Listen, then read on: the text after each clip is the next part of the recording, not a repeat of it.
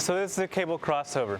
You can adjust the height, you can adjust the weight, you can adjust the grips, giving you a variety of exercises. I'm going to show you a couple that you can do.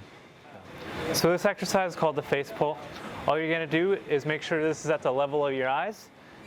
Be sure to grab the rope attachment.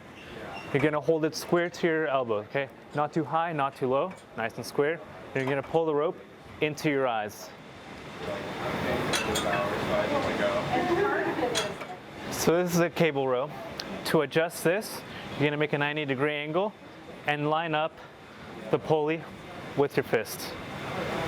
You're going to go ahead, grab this grip, and you're going to pull into you, again making that 90-degree angle, just like so.